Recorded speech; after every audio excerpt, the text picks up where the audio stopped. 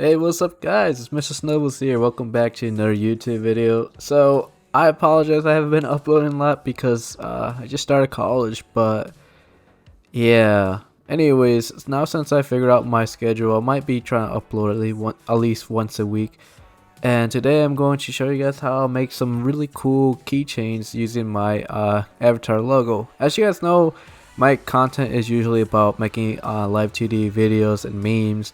But today I'm going to show you guys how I made some cool keychains like I mentioned earlier using my live 2D character. So first things first, you guys will notice that I am actually using color pencils for this because essentially we're going to be tracing our image. And for example, as you guys can see here, I have my avatar and I pretty much just trace it and recolor it. The plastic thing that I'm using is called Shrinking Dinks, and you guys actually can find it online. I think the one I'm using is called like it's like a film sheet or something like that. I'll put the link in the description so you can click on that and it'll be the same one I'm using. So essentially what you want to do is once you cut your print, make sure you make it at least big enough that it can cover half of the plastic, and you want to tape the ends to keep it stable. After you tape it on the ends, it should like stop moving essentially, as you guys can see in the video. I'm doing a voiceover, so if it's not lining up then I apologize, but that's the best I can do. Okay, so now as you guys can see, I have my image already nice and taped, and now I'm just gonna start tracing. And there's going to be a small cutscene, so if you want to skip the tracing, then there'll be timestamps. All engine running. Liftoff. We have a liftoff.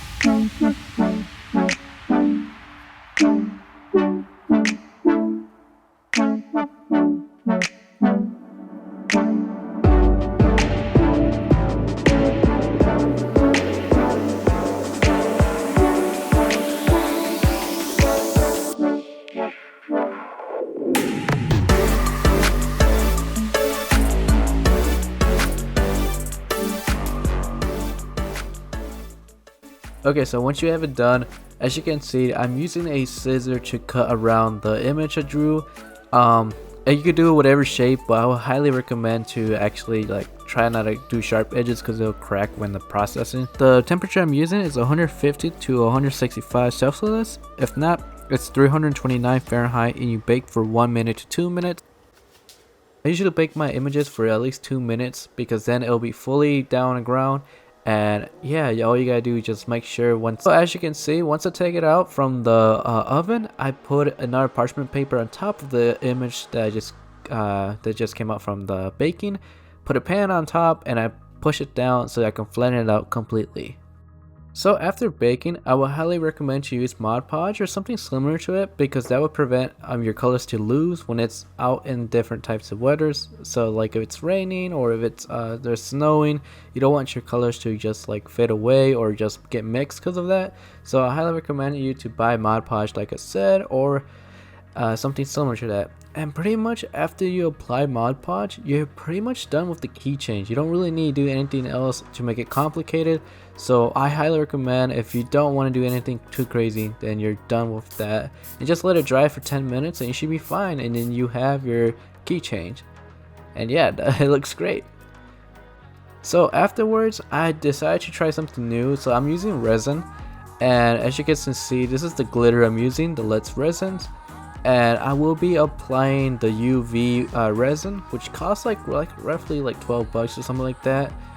And it's a little bit much more complicated, so I highly would recommend to only use this for experimental purposes. Like you will see how I am doing, this is for experimental purposes, but this is how it comes out.